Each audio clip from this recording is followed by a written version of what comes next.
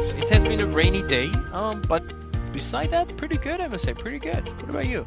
Good. I'm doing well. I've been reflecting. I have kind of a fun story I thought I might like to share. A little. It's kind of a more positive than a lot of the ones. Okay, And well, I've I had some love painful ones recently, so having a lighter one I thought would be a good you. Gotta change of get pace. a healthy balance, right? And Yeah. let me guess, knowing who you are, it has to be a travel story. How did you guess? So what happened this Unbelievable. time? What happened? You Tell are me. a genius. And this one actually goes back a few years. So, Okay. as do most travel stories. But this was at a fancy hotel in New York City. There's a big trade show there. So I was staying for, 4 days for the trade show. People I work with were going to be there who I rarely see. So we were tacking on an extra day or two on the end. And my wife and I came out for the weekend. So I was staying in this hotel for 7, 8, 9 days, long stay. And it's an old, really cool old hotel. And it's so old that it has rooms like you have in Europe, just teeny weeny little rooms. And then it's got some kind of more regular sized rooms. So here I am with my wife, going to have a long weekend. I really, really want a nice room for my wife. So, we flew all day. We're in, it's 11 o'clock. It's really late. We're both really tired. And I go up to the desk and hey, is there anything I can do to, what's our room like? And he's like, oh, you got one of the small rooms. And I'm like, oh, well, is there anything we can do to like get a bigger room? Is there anything available? What can I try? And he kind of looks a little bit. He says, there's nothing available. And I'm like, well, is there anything we could do? And he finally looks at me and goes, yeah, give me a big ass tip and I'll get you a nice room. I'm like, okay, I can do that. So I reach into my wallet, I open up my wallet, and there's $5 in it. And I'm like, and my wife is sitting in the lobby just like, I'm so tired. And I'm feeling exactly the same way, but I just have to be standing. So I'm like looking at the guy going, he said, just get it. You don't have to get it to me now. So just get it to me. So, okay. So he does the room. We go upstairs and it's a suite. It's awesome. There's this amazing living room. And I'm doing meetings in the room, so it couldn't be better for that. And the bedroom was lovely and everything. It just was like a dream. So now we're in, and now it's like, okay, how much do you tip the guy for a killer suite who's made it very clear he wants a big tip? So I decided on $150. So I went to the ATM, got the I'm like, I'm going to go big. For me, that was big. I don't know. The people in the audience maybe go, 1,000, whatever. So I gave the guy $150, and I guess it was good because he kind of smiled and gave me some extra waters. And then the next morning when I got up into the lobby, he came over, how are you today, Mr. Ball? I'm like, I'm great. And he kind of realized pretty quickly he wasn't going to get any more big tips. So he kind of backed off. But so kind of there's a lot of hotel stories about, well, they just did this and that. But I just always was refreshed by how straightforward this guy was. Give me a big tip. I'll do you a solid. And so that's my story. Very simple. Kind of curious if there's any thoughts or implications to it. I have a couple ideas, but I'm curious what you think. Well, it's a tricky one. First of all, yeah, that's a funny one. That ends up being a very nice story, actually, and a pretty good experience. I think it's cultural. That's why I'm saying it's tricky.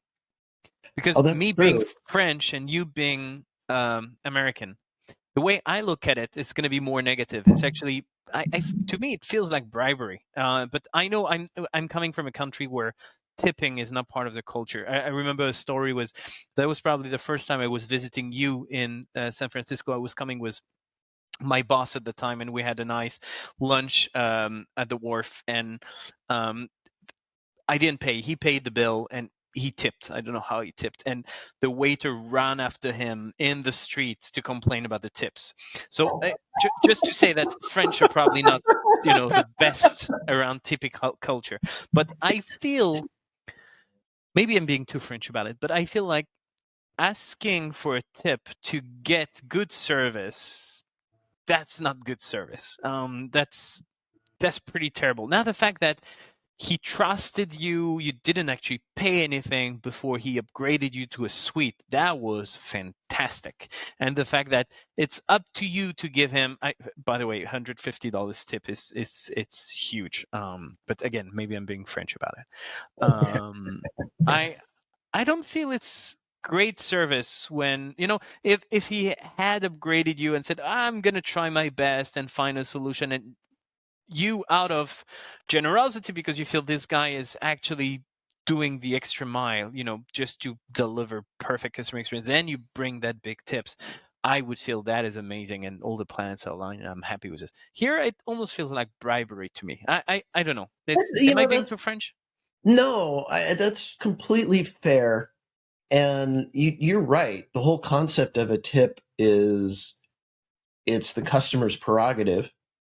It's it's funny. There's another thought that goes through my head on this one is on one level, well, he took the ultimate employee empowerment and used it to line his pocket and make a customer happy. I'm sure had corporate found out, he would have been fired. Um, but I guess because I'm used to tipping, well, to me, I think you're right. He was asking for a bribe, but it was a bribe I was happy to pay. I think, I morally what he did, I had issue with, but I got what I wanted in a big way. So Now, what I'm a bit confused about, and I think that could clarify somehow the situation, is how did you book a room without knowing whether it would be a tiny one or a suite? Or did you know it would be a tiny one and you were trying to get better out of what you paid? So this hotel, you get. I guess I got a tiny room, but because of the I'm tired. And now you get into another flavor of bribery, or treatment. Because I have status, I have a chance at a better room. And in this case, I didn't have enough status, and it didn't work out to get me the better room. Okay. So I just went to begging and pleading and whinging and ultimately bribing. Right. Well, and that's where I also have a problem. You brought up the idea that if corporate knew about it, the guy could potentially be fired, and I think that's actually correct. Meaning that from a company perspective, whether the guy gets a big tip or ask for a big tip makes a huge difference. And the reason why it makes a Absolutely. difference is if you're asking, if you are paying $150 from a company perspective, I'd rather you upgrade and you pay for that suite than I'm putting you in a suite, and as a company I get the money. Right. Now if the guy knows that there is a suite that's empty, that's going to make a happy customers, is going to come again next time, and you do pay that large tip, as a company I'm super happy because my staff did a great job, gets rewarded for it, the customer is happy, I didn't actually lose anything because that room was empty, I was not going to sell it. That's a completely different story. I think just the attitude is wrong. He could have kind of make you understand that a good tip was kind of expected, but not saying it out loud, that's going to cost you.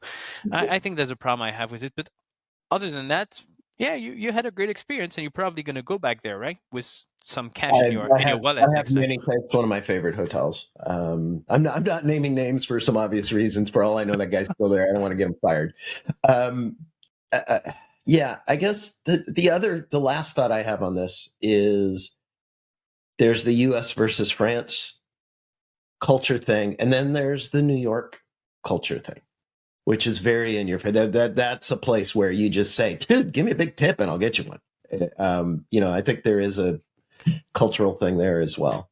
And cultural plays a big role because it's you cannot have a French person judging a customer experience in New York without knowing the New York culture. That's why it's extremely important when you work with customer experience experts or so-called experts, you better be sure that they understand your audience and your culture and your, local differences, because there is no one fits all. When you talk about customer experience, usually people like to say, you can just say, I want to be Apple, because Apple is Apple because they live in that context, they build that Correct. culture, they have Correct. that image. You can't be Apple. You have to be your own best version of yourself. When you think about customer experience, you can just copy others, and this is a perfect example. Culture is so important. But I would advise, however, that regardless of culture, that this hotel, start looking into using mystery shoppers every now and then to see actually how customers are being treated, because you get a lot of insights by using mystery shopping. I think that's probably something they should implement here. I've got a hunch they do, and this guy hasn't got caught yet, or hadn't got caught then. Well, do you feel happy sharing that story with us? Because I am happy listening to it. I appreciate. Yeah, I can't say I feel better because I didn't feel bad in the first place, but I appreciate the chance to share it, and that took a more interesting and useful turn in terms of thinking about service than I thought it would. So, perfect. Enjoyed it. Well, glad I can be of service. Then I'll see you next week because I'm the one coming up with a story. All right, sounds great. Thanks, cool. Julien. Thanks, Max. Bye. Bye.